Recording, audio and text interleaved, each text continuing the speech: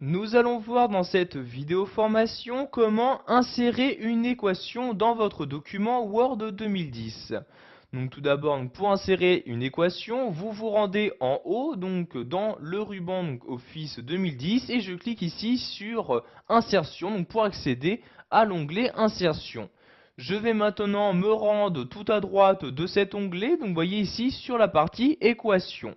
Donc sachez tout d'abord qu'il existe différentes équations déjà proposées par le logiciel. Pour les afficher, vous cliquez ici sur la flèche à droite d'équation. Vous avez donc maintenant un menu qui s'ouvre pour vous afficher donc les différentes équations proposées par Word 2010. Donc voyez ici par exemple le développement de Taylor, l'élévation d'une somme, la formule quadratique, etc. Donc vous descendez ici à l'aide de l'ascenseur pour afficher les différentes équations. Si par exemple vous souhaitez insérer l'équation sur la loi binomiale, vous cliquez sur l'équation correspondante et vous pouvez voir que celle-ci s'insère automatiquement dans votre document. Sachez qu'il est bien évidemment possible de la modifier. Donc vous déplacez ici votre curseur à l'intérieur comme vous le souhaitez. Donc maintenant, je vais ici descendre, donc je fais divers retours à la ligne comme ceci, et nous allons insérer une nouvelle équation que nous allons créer donc depuis le début. Donc pour ce faire, je retourne en haut dans l'onglet Insertion, je vais ici tout à droite de nouveau, et je clique cette fois-ci ici sur Équation. Vous avez donc maintenant une nouvelle zone qui s'ouvre, où vous allez devoir saisir votre nouvelle équation. Donc par exemple, je vais commencer ici par y, un espace, un égal, un nouvel espace.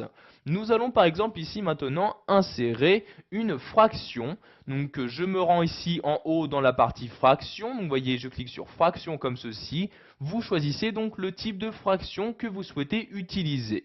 Donc par exemple, je vais prendre ce type-là, je clique donc dessus pour l'insérer. Donc vous voyez maintenant la fraction s'est insérée et vous avez donc que ce soit en haut ou en bas différents carrés. Donc carrés que vous allez pouvoir remplacer par des valeurs pour compléter cette équation. Je clique donc ici sur le premier carré et je choisis donc l'élément que je souhaite insérer. Si vous souhaitez par exemple insérer des exponentielles, je clique ici sur la partie exponentielle comme ceci. Et voyez donc, vous pouvez insérer soit créer depuis le début ces différents indices ou insérer par exemple ici les exponentielles en cliquant ici comme ceci et vous avez donc l'exponentielle correspondant qui s'est inséré. Donc par exemple ici si vous souhaitez mettre tout simplement exponentielle de moins x, je sélectionne ici ces valeurs-ci, donc je les supprime à l'aide de la touche retour arrière, j'insère ici un x comme ceci et voyez donc exponentielle de moins x apparaît maintenant donc en haut de ma fraction. Donc maintenant je vais cliquer sur le carré du bas comme ceci. Vous pouvez par exemple insérer des intégrales dans votre équation en cliquant ici sur intégrale et vous avez donc ici les différents types d'intégrales qu'il est possible d'utiliser. Donc vous avez donc dans toute cette partie de droite encore les fonctions les plus utilisées donc en mathématiques, vous voyez comme les matrices, etc. Pour insérer donc des symboles ne se trouvant pas forcément sur votre clavier, vous pouvez utiliser donc cette partie-là. Vous voyez ici le symbole infini, le symbole différent. Donc vous voyez, je clique dessus et celui-ci donc s'insère à l'endroit que je souhaite.